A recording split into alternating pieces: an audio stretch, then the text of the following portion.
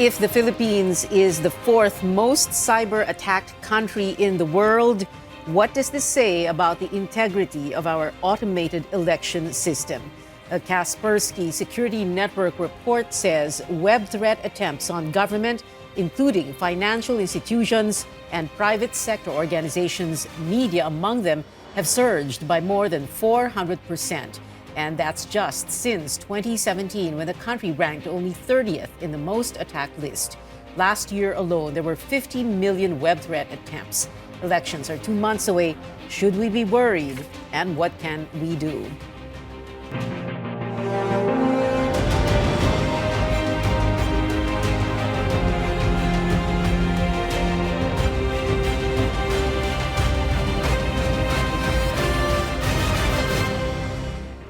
Good evening. This is a special episode of Politics as Usual, your weekly political appointment fix. I'm Pia Hontiveros, and with me is my guest co-anchor for tonight, Paolo Abrera, who is an avid tech observer and is a co-anchor on New Day. Paolo, thank you so much for being here and for agreeing to doing the night shift. Well, thank you, Pia. I'm really quite excited about being here tonight. I'm quite excited about tonight's discussion.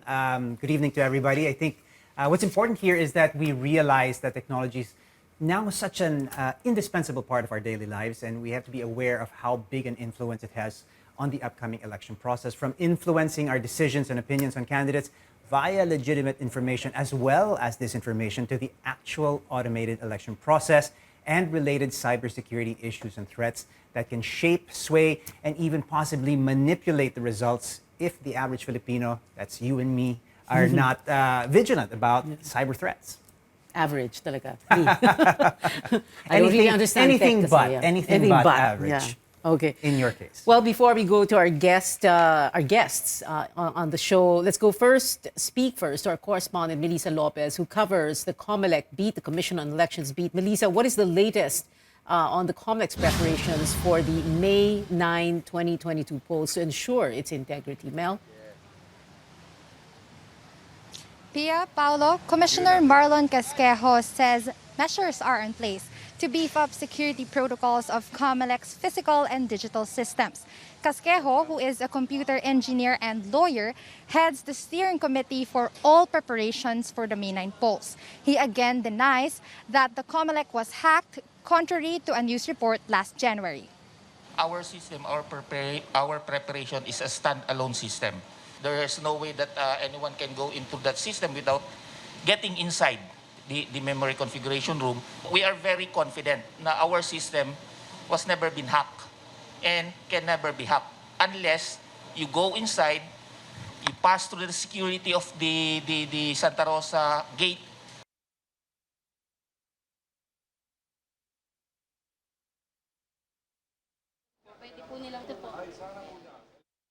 5 million registered voters were compromised. Casquejo says the hacking incident reported by Manila Bulletin did not happen after a thorough check of their physical and digital access logs. The data supposedly stolen did not exist either. Securing the ballots, voting machines, and other election materials is another concern. But Comelec says its security teams, along with police, are on top of the situation. Here at the National Printing Office, prior coordination is needed before journalists and even representatives of political parties are allowed entry to view the ballot printing process. This is part of our program for complete transparency, subject only to the limitation that we will not allow to compromise the security of the ballot and the configurations of the SD cards. Otherwise, we will allow your full access to the activities of the Commission on National Elections. Anyone taking photos or videos at the NPO are also not allowed to zoom in on the actual ballot, so no one will gain access to the QR code, ballot numbers, and security features to prevent the illegal reproduction of the ballot. Over to you at the studio. Well, who has access to these Comelec servers, and will media be given a chance to visit them? Right, Pia, security is even tighter in those servers. which are located or scattered around Metro Manila and in Laguna. So far, Comelec has only offered a virtual walkthroughs for later this month, and that's to keep the security protocols intact. Back to you, Pia and Paolo. Melissa Lopez, they're joining us from the, if I'm not mistaken, the National Printing Office, no, in Quezon City. Well, Paolo, of course, this is a big concern for us because I remember 2016, I was here in the studio at night, no, and nagbibilang ng boto, biglang tumigil, and everybody, that's history already. But anyway, our first guest, I was just going to say, let's hope it doesn't repeat itself. Yeah, and that's why there's so much concern, and that's why we're doing this special episode tonight. So our first guest for tonight is the spokesperson of the Comelec, James Jimenez. James, thank you very much for being with us. Can you give us first an update on this alleged hacking of your servers? Of course, you say that this did not happen, right? Yes, in fact, thank you very much for having me here. In fact, the fact that this hacking did not happen has been settled by very many experts. The CICT has said it, the DICT has said it, the NPC has said it, the NBI has said it. So that's the only update there is. This hacking did not happen. It was simply a bum steer. In fact, the group that was identified as having supposedly hacked the Comelec themselves said that they were not hacking the Comelec, that they were in fact hacking someone else. So just to be very clear about this, the Comelec has not been hacked recently. It has not been hacked, not like what happened in 2016 when we admitted freely that there was a hack that went on. But we moved on from that. We secured our systems, we strengthened our defenses, and now we're very confident in saying, as you saw Commissioner Marlon say, that we have not been hacked. Well, that's interesting, James. You said they were hacking someone else, another government organization. That's what they're saying. What? That's what they're saying. And in fact, that's what other experts are now looking at. The possibility that a third party is in fact being hacked. And that investigation is ongoing. Okay, well, James, just how vulnerable at this point is our electoral process to cyber attacks and cyber crimes? I mean, 2016 was obviously a year of learning. You're open to admit that there were some lapses there and some learnings. But I'm sure in 2016 we felt that we perhaps had an airtight system and airtight security. How confident are we at this point? Sure, Paolo. But before I go into that question, I'd like to clarify. Even in 2016, we said that the hack did not impact the integrity of the elections. And the reason for this is that our elections are not online. They are not susceptible to hacking. They are, in fact, around, I would say, 95% offline. They do not happen on the internet, and therefore, they are not that susceptible to hacking. And the same is true today. The same is true today because even now, what our system really does is we have automated counting, which means that all of the counting is done on site, but not on the internet. The only vulnerability, the only point of vulnerability that could be considered as existing right now is that moment when you transmit the election results from the precinct to the municipal canvassing station. However, even then, if the transmission is somehow stopped or corrupted, there are many redundancies that will allow us to recover the actual results, if that is what we want to do, or even to quarantine the results so that they no longer form part of the election results. This makes our system very secure. So in other words, kahit merong mag-attempt na to hijack the transmission of data, let's say from a municipality to the provincial board of canvassers, you have all these safeguards in Exactly. We can recover the data if it is hacked, and we can make sure that any other data that is affected is effectively quarantined so it doesn't impact the final result. James, a question naman ngayon about all these text messages. Ang daming natatanggap, practically everybody, ang daming natatanggap ng mga text messages supporting, endorsing a presidential candidate. Sometimes there is misinformation that is spread on another candidate. Why is this happening, and how should voters take these messages? And what do we do? Ignore and delete? What? Ignore and delete is the best solution because ano to this is spam text. Ito ay text blaster ang ginagamit ng mga political operatives na yan. And text blasters have been around for the longest time. In fact, ang NTC, merong mga regulations patungkol sa text blasting. The proper enforcement body here is, I would suppose, the NTC, not the Comelec. Unfortunately, ginagamit ito for political purposes now. But think back a little bit and you will realize that this same tactic is being used for other purposes. It's being used for spreading disinformation during calamities. It is being used to spread disinformation about financial scams, etc. So this is a wide-ranging problem. It's been a problem for quite some time, and it really boils down to spamming, right? You have someone with a text blaster and they're spamming people left and right.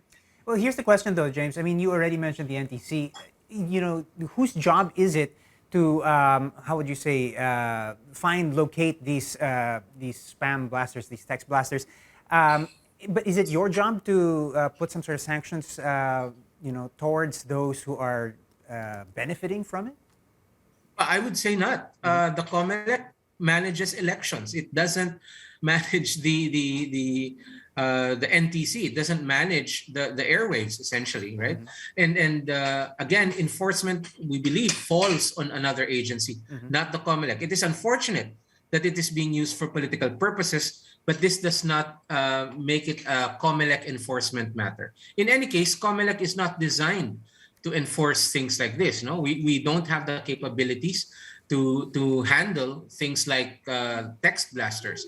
In fact, sometimes we get victimized by these text blasters as well when people start spreading misinformation about the Comelec in its operations. I don't know if you remember, but during the filing of COCs, we had this huge text blast that was basically confined to the filing area. So even us, we do get blindsided by that sometimes. All right. Well, I mean, you already talked about the rampant misinformation and disinformation on social media. How are you countering this, and how are we as end users and receivers of digesting this misinformation? How should we be countering it? Right. Well, the most effective way forward that we found really is to cooperate with social media channels, because social media really is the biggest artery of misinformation. We talk to them, we cooperate with them. We're on a whitelist with several social media companies, and this allows us to take down fake news rather quickly. Much quicker, I would say, than an average person could manage. But beyond that, it's really a matter of educating the public and educating them about their media consumption habits. It's very important that the fight against fake news begins with the individual rejecting fake news, with the individual refusing to let fake news thrive within their social spaces. And by answering that question of Paolo, James also did answer the question I was going to ask about how people can distinguish fact from fake news, fact from false information. So, James Jimenez, thanks so much for being with us. But you are going to be joining us in the last segment of the show. Salamat, James Jimenez. All right, we'll be back Thank after you. a quick break. Stay tuned.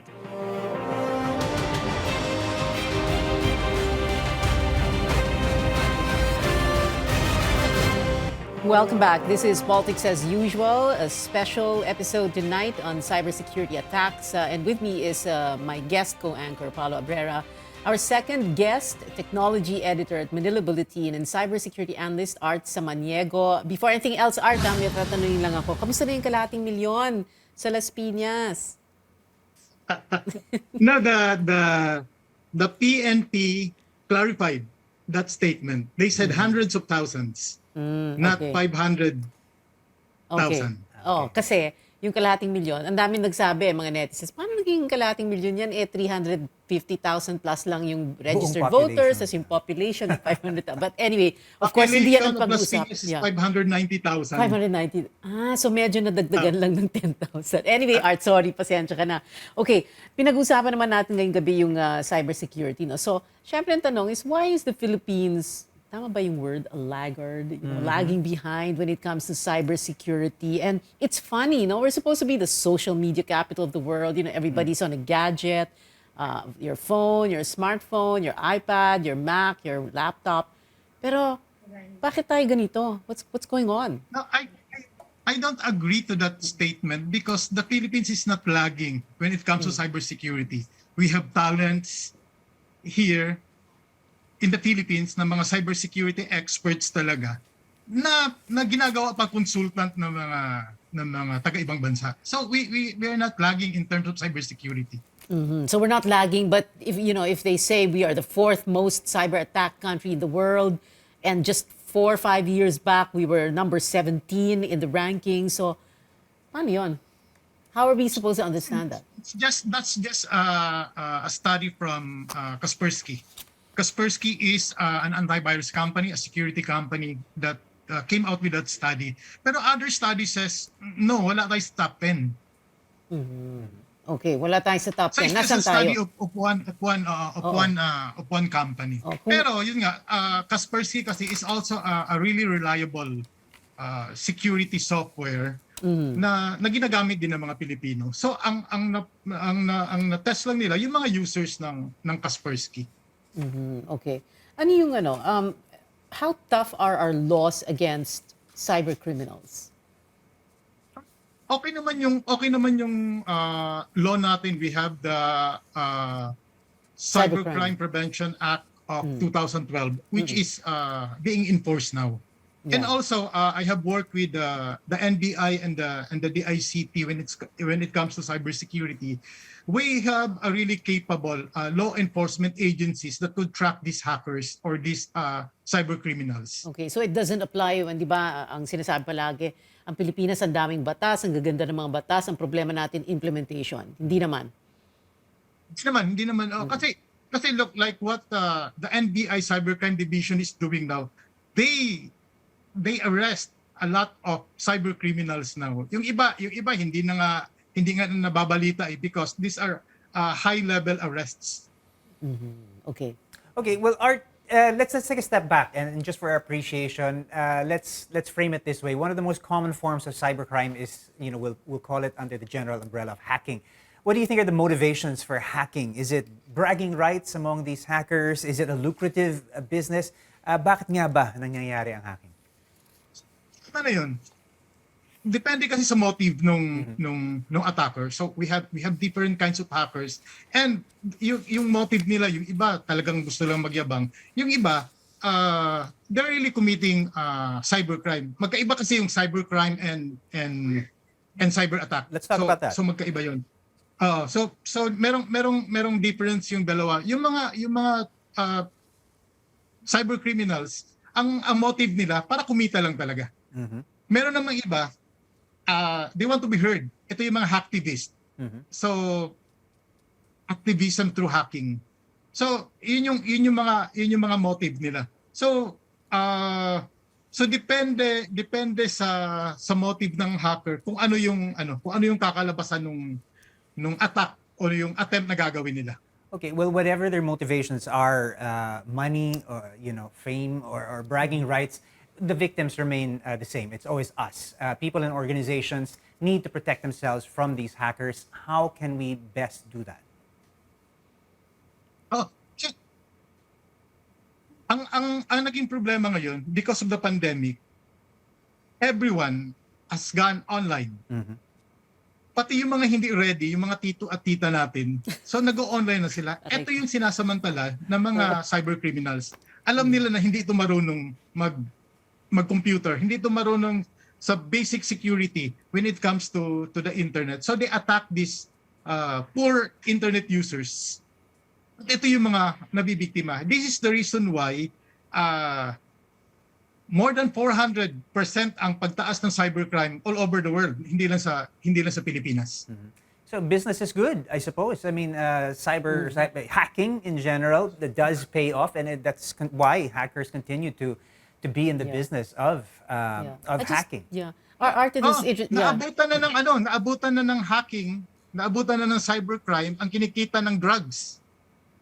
Wow.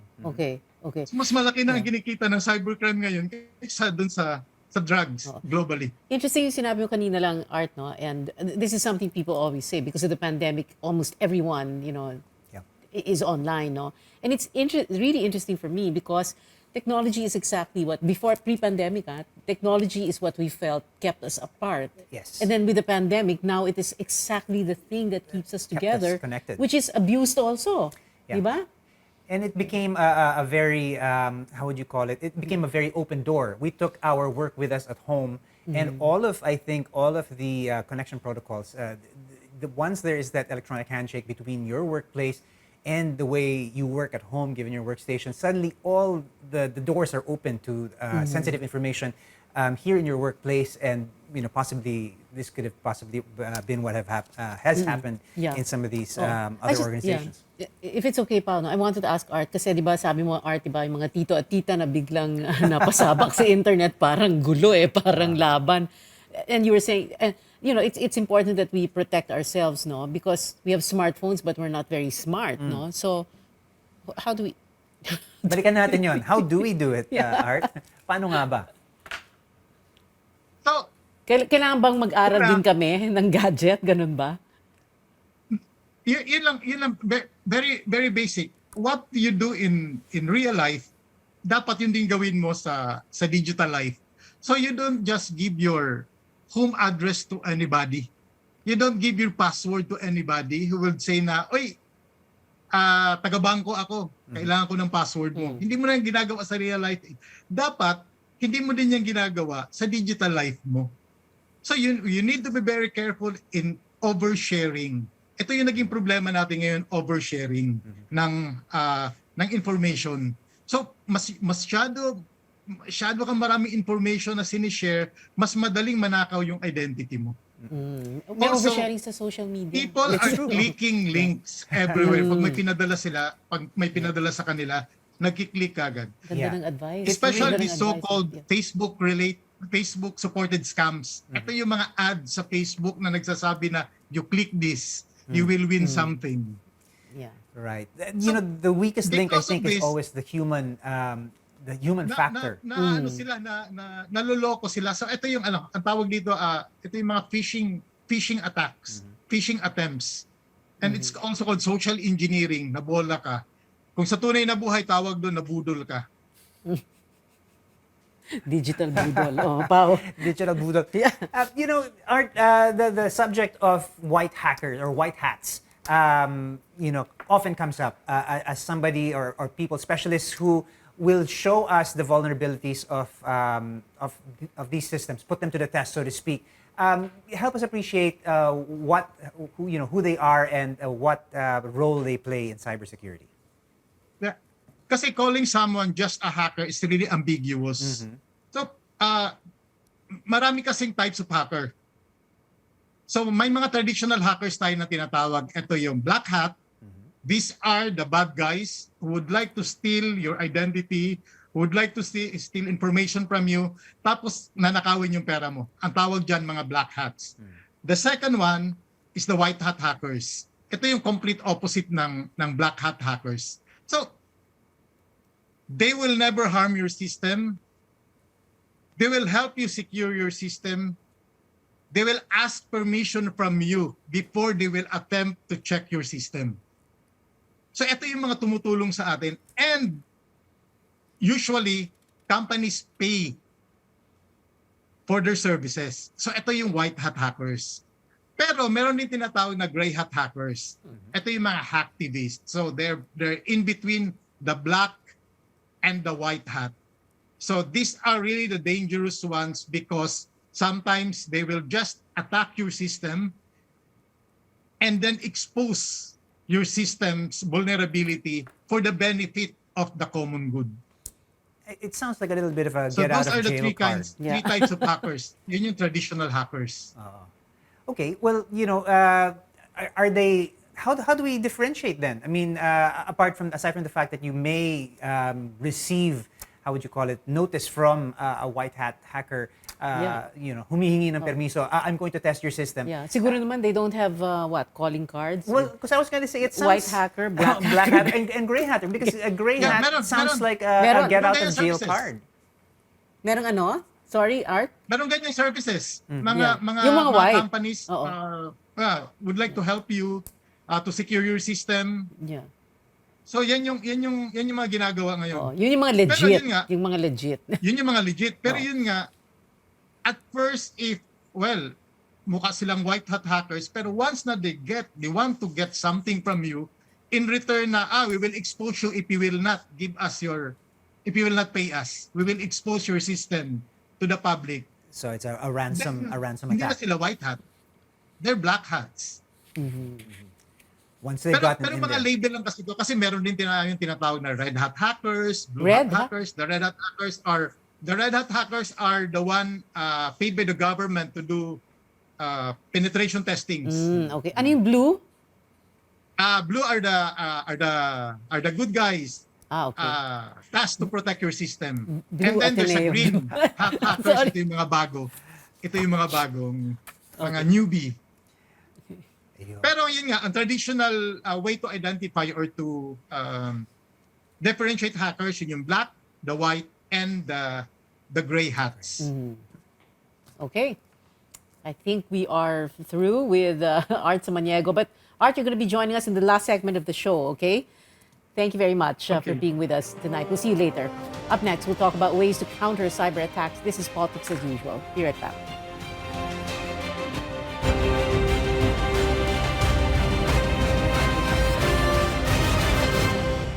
Welcome back to Politics as Usual. I'm Pia Hontiveros together with Paolo Abrera, my special guest co-anchor for this special episode. Dahil ang pinag-uusapan natin ngayon, cybersecurity, cyber attacks in light of our elections in May, in 2 months' time.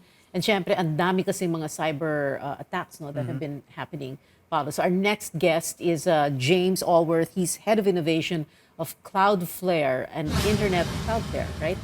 internet infrastructure and cybersecurity company. He's joining us from Singapore. Hi, James. Thank you very much for being with us tonight. Let's begin with this. What is and then tell us, what is correct, how to correctly pronounce it. Is it DDoS or DDoS attack? What is DDoS. it? DDoS. Okay, Yeah, what is it? DDoS. Then you can describe it this Well- way, You could be as technical and as techy as possible, and then give us the layman's definition. Okay, that sounds good. Thank you both for having me. A DDoS attack, well, it stands for a distributed denial of service attack. At its most basic level, this is a malicious attack designed to take a server offline. So how does it do it? Well, think of the internet like a network with a series of computers, and your phone, you want to access something on the internet, perhaps from your computer. You go and try and do that. The way a DDoS attack works is it floods the server that you're trying to reach that has the information that you want, preventing you from gaining access to it. So we talked about it being like a traffic network or a phone network. So imagine you're trying to call someone up, but someone wants to stop you and they have 100 people all around the world calling the number at the same time. It effectively prevents you from gaining access to that server, and it can do it at the level of the server. The server gets overwhelmed, or it can congest the networks, the bandwidth pipes that are trying to get to the server. There are a range of different ways of doing it. And the way hackers do this is they compromise a number of machines into what's called a botnet, and effectively turn computers or phones or other devices into zombie devices. They appear to be working, but they're waiting for a call from the hacker to basically say, okay, send a flood, send a phone call, send a request to this server because we want to try and knock it offline. And so when that device receives the command, it floods the destination and it knocks the server offline. Back in the day, in the 1970s, we had those, the rotary phones, right? And when you call someone, and then sometimes there's a cross line, diba? Remember? Party line, a a cross party line, line. yeah. Parang, is it like that? No, Well, in not effect, exactly. I think what James is describing is basically a traffic jam of information. I mean, you're trying to get information from a particular site, but the hackers have flooded it with so many requests for information. But so, that and it's not a unable to keep up. it's not a real traffic jam. It's Well, it's a traffic jam. manipulated. It's a traffic jam of information. I mean, Information, the requests for information is there, but it's coming from so many sources, from so many computers. I wanted to ask James, so when you describe these zombie computers, zombie devices, are we talking about devices that may be or are in fact making these requests without the owner knowing? I mean, these aren't devices set up by the hacker. It's not like a big farm of computers under the control of the hacker. We're talking about devices, maybe perhaps like the one that's in my hand or sitting on your desk, your desktop, that's sort of taken hostage. Is that what we're talking about here, James? That's exactly it. Computers are often a common device that are compromised, but it's also things that you might not expect that are now connected to the internet. We're connecting everything to the internet. We're connecting cameras to monitor our houses. We're connecting doorbells. Like, we're getting smart devices. These devices are often not as commonly patched. People aren't as cautious about keeping them up to date as they would be with a computer or a phone. And so once a vulnerability is discovered, if someone's not actively managing them in the background, which like a lot of folks, you buy one of these devices, you don't think you need to apply software updates to it. They're not actively managing it. A vulnerability is discovered. Hackers are consistently scanning for vulnerabilities like this. They take over the device, or they turn it into this zombie like I described, and it just sits there. It appears to be working as normal, and then one day they want to attack something. They send the command, and your smart doorbell is attacking a server somewhere else in the world. So your average tito or tita of Manila should not ignore the update your software notifications. Right, right? absolutely. I'll remember that. Yeah. Well, I think I just wanted to frame it. We're talking about the big picture of how cybercrime and hacking affect or are going to affect us and play a role in the upcoming elections. But I think it also pays to frame it in that there are roles that each of our individual lapses in security will play. If we don't safeguard the security of our personal devices, they then become part of this zombie bot network, which can be weaponized and used against whatever organization you're targeting. James, what would be the best course of action to sort of avoid being part of this zombie army?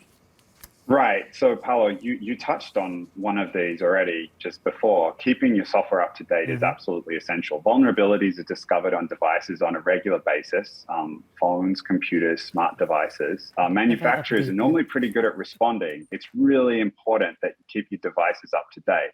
There are a range of other things that are important beyond just DDoS attacks, though, which if you don't keep things up to date, like a device can become one of those zombies. But there are just other general good habits that you should have around cybersecurity. Art touched on a few of them before.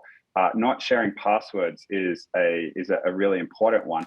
I would say not reusing passwords across accounts is really important. So what can happen is a site can get compromised, and once a hacker downloads all the usernames and passwords, one of the first things they will do is endeavor to use those same usernames and passwords on other sites to see whether people are using the same passwords, because most people can remember one, maybe two, maybe three. And so you get into one account and then a hacker's into two accounts and three accounts and four accounts. Multi-factor authentication, or what's otherwise known as two-factor authentication, is something that's really valuable to do. This is where you get a second layer of identification beyond just your password. So this is when your bank might text you to send you a text with a confirmation code that you have to enter in. For important accounts like emails, banks, social media, I think that's a really good idea. Using a password manager is even more advanced, where what it will do is it will generate a random password for you for each one of the different accounts that you have, so you don't have to remember all the different passwords. phishing is a really important thing to be aware of now. So making sure that you're cautious before clicking on links on email, or like Art mentioned, clicking on links on social media.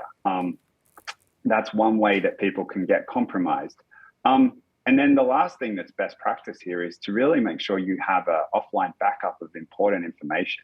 If there's stuff that's super important and there's a potential for it to be compromised, keeping it backed up is a really good practice. James, what other forms of what are the other forms of cyber attacks? And well, earlier Art was saying that more people are, almost everyone in the world is online because of the pandemic. So that's why there are so many cyber attacks now, because almost everyone's online. I mean, that is definitely part of it.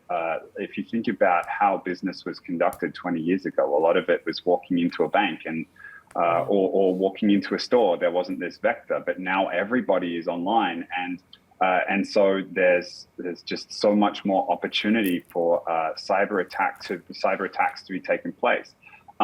There are again that many more people. That many people who aren't paying attention to cybersecurity, so it can also be a very lucrative way for hackers to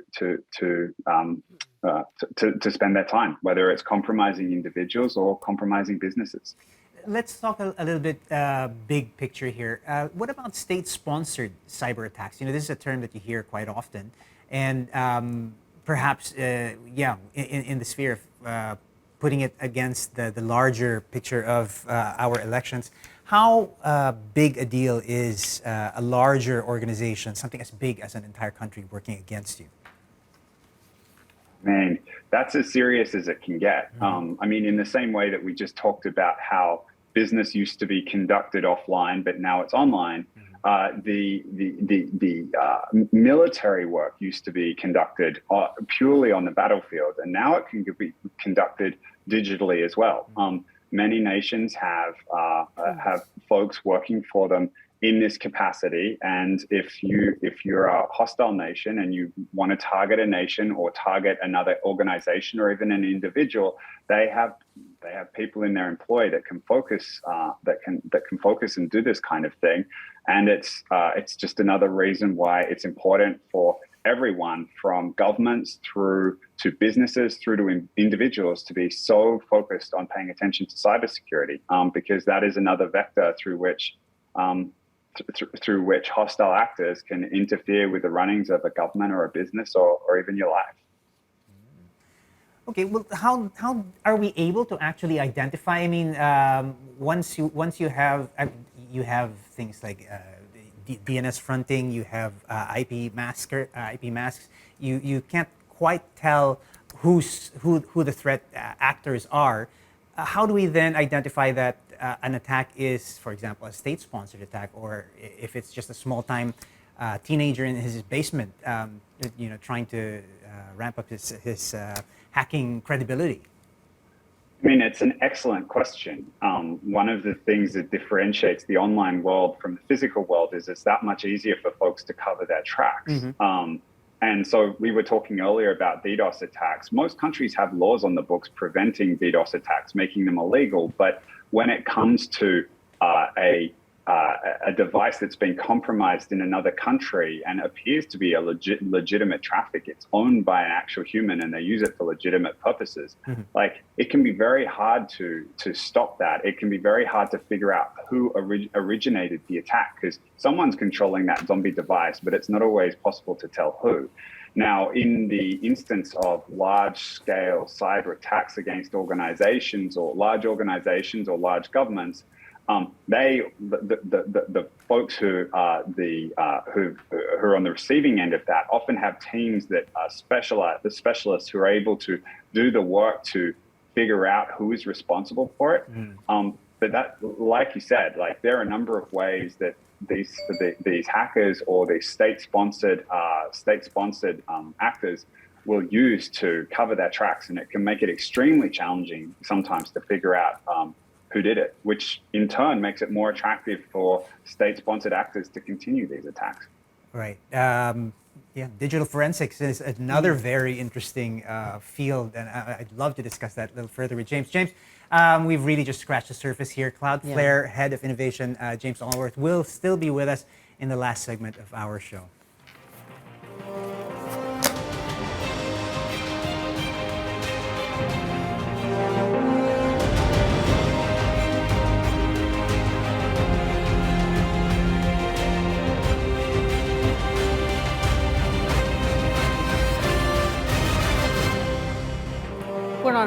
We are on our final stretch. This is Politics as Usual, a special episode on cybersecurity, cyber attacks, given that we have elections, an automated election system in 2 months, on May 9, 2022. Comelec spokesman James Jimenez, technology editor of Manila Bulletin, and cybersecurity analyst Art Samaniego, and James Allworth of Cloudflare still back with us together. We have more questions for you, James Allworth. Well, this is something that's been coming up, but I think it's important to remind people why should we be concerned about our personal accounts, our data getting hacked?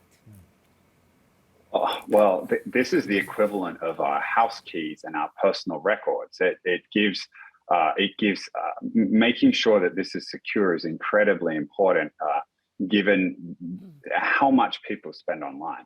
So making sure accounts are secure. If your account's not secure, you're effectively able to, or someone's able to impersonate you online wherever they have access to your account. So be that with your bank, with your email provider, on social media, it's incredibly important to make sure that accounts are secure for that reason. Now, data is actually getting too much the same way. When you call up a bank, they will often ask you a series of questions to authenticate yourself, to make sure that you are really who you say you are. If they get access to sufficient information about you, your birthday, other personally identifying information about you, like your addresses, it's such that they're able to impersonate you in all kinds of ways that you really don't want them to. Well, I think you're touching on a subject which we wanted to talk about. How is the data retrieved or stolen in the first place? Art, touched on this, the idea or the subject of phishing. And you said two-factor authentication is, a move in the right direction, though. But then it does ask you for extra data about you. It does ask you about what is your middle name, what was the name of your first pet, and these are questions that often find their way onto your passwords. I'm getting. Do you get what I'm pointing at here? The more data you give, or the more information you give via things like two-factor authentication, the more of your details are actually floating around on the web. Am I moving in the right direction with that thought? Yeah, no, I totally understand what you're driving at, Paolo. I think it's a case of organizations that you're able to trust. So if my bank asks me for my mother's maiden name, I'm much more comfortable giving it to them. If it's a random website that I'm signing up for because I want to get on a forum, then I will be much more judicious in the information that I share. So the other thing that I would say is that there are other ways of doing two-factor authentication that are worth exploring. There are authenticator apps that you can download, like that very similar in nature to the little keychains that banks will sometimes give, that give you a randomly generated number that always changes. So you're able to do things like two-factor authentication without necessarily providing Google or Facebook or sometimes a bank more data. It's actually one of the most secure ways that you can do two-factor authentication. And then the last thing you said about sometimes personal information making it into passwords, I would really encourage people not to do that. And again, if you search online for a password manager, that's a really good first step in protecting your online identity. Okay, Pia was proudly reporting to me that she actually uses a password manager. And I think it is an excellent solution because you want your password to be as difficult as possible to crack, but at the same time, the more difficult it is to crack, more difficult it is to remember. And that's probably why we choose simpler passwords. Art Samaniego had this big smile on his face when Paolo was asking a question earlier. So, Art, I think you want to answer that question also. And at the same time, talk to us also about how this is all going to be used to influence the outcome of the elections. Earlier, we were speaking to James Jimenez, and he was saying, and so were the other commissioners, lock, stock, and barrel. That's paraphrasing. wala tayong problema. We're not going to have a problem with the elections, no? Art? Natawa ako dun sa password kasi. Dun sa password. Yeah. So, a password should be easy to remember but hard to guess. Okay. So yun yung dapat. Also, treat your password as your underwear. You don't share it to anybody. You don't let anybody see it. Yeah. And you don't reuse your underwear. It's like your password.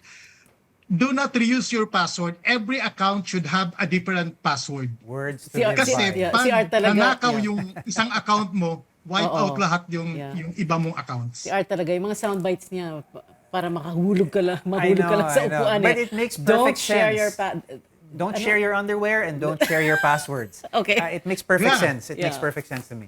Okay, pero Don't reuse your underwear, don't reuse your password. okay. Art, teka, pag-usapan natin, let's talk about the elections. And grabe, from passwords and underwear to the elections. But anyway, sorry about that. Art, the outcome of the elections, you know, of course, there's a lot of concern, di ba? Given everything that's happening, and then we have elections in 2 months' time, no? How is this all going to impact on May 9? I have a request from the Senate not to talk about this Yeah. incident because of the sensitivity of the information that we got. What So this? in What respect is to the this? Senate, I'll talk Yeah. after the hearing of the Senate pag may permission na ako. Okay. But, you know, earlier James was saying that there was no hacking that happened. And if I remember correctly, hindi ba, no? Paolo, kanina, sabi nga ni James. Diba, James, you were saying that, as a matter of fact, the hackers were actually going after another, a third party, Yes. right? No, I would just like to make it clear that all the information that we got from the tipster appear to be files from the Comelec. Okay. Yeah. De, ganito na lang, Art. So, Maybe. that's why we're saying that it's from the Comelec, and we asked Comelec to verify it. Okay. Well, maybe I can ask it this way, Art. Sinasabi Yeah. ng Comelec ngayon na hindi kami nahack, pero hindi nila sinasabi kung sino yung nahack. Even the DICT and the CICT says it's the third-party provider of the Comelec, which has no presence in the Philippines without the Comelec. Okay. Well, Art, maybe I can ask this question of you. I have Yes, a you've request been of the asked. Senate not to Yes, talk about yes. it. But Thank can you. I ask this question and then tell me if you can answer this? No. How confident are you in our elections? Ginagawa ng ito ha, nakikita ko ha, ginagawa ng Comelec ang lahat to secure the election. Okay, that's good enough. Well, Sige. I think maybe we can ask James to react to that, because if there's one thing I think that will cast any kind of a shadow of a doubt on you as a voter, on us as a voter, whether or not the very tenet of the democratic election process is that your vote is sacred and your vote is actually going to be counted. But whenever there is a past experience of information leaking, of a hacker being able to get into your system, it casts a shadow of a doubt and leaves a very bad taste in the mouth of the voter. I, as a voter, wonder if my vote is actually going to be counted. How do we reassure people that in this round of elections, James, we're doing everything we can to make sure that we're airtight? Well, that's a tough job. That's a tough job, Paolo. See, the thing is this, no? When people talk about hacking, they're not talking about the election system that we use. Again, because our elections are offline, they're not really hackable in that sense. We don't use an electronic voting system. We don't use a system that really depends on online systems for it to work. We have a system that is entirely offline. There is a part of it that leverages the use of networks and transmissions, but even that is severable. It's something that you can take away, right? And it would not affect the outcome of the elections. Yun nga ang problema natin dito. Ang problema natin is that I guess the automated election system is still very new to a lot of people. The concepts involved are still very new, and that there's still a lot of fear about the unknown, about something that is not fully understood yet.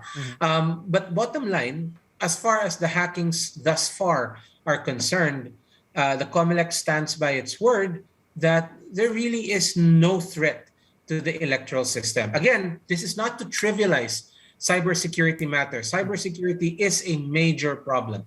But the way the electoral system is designed right now, speaking specifically of this point in time, we feel that there is very little threat to the integrity of that system arising from these hackings. Of course, the hackers are going to say different, but again, bottom line, we are offline. All right, just really quick. It came to my mind. We're focusing on the elections, and there hasn't been a lot of talk about how we might pivot should we see a rise in cases of COVID. Should there be a new variant that will keep us home? Are we in any way ready to pivot to another system where we don't have to show up and actually fill in our ballots and hand in our ballots? And how will that then affect the security? Would we be able to email our votes? Will we be going to an online voting system? Do we have a backup system, and how secure would that system be? We're not ready. We're not ready to pivot to that to any alternative system right now.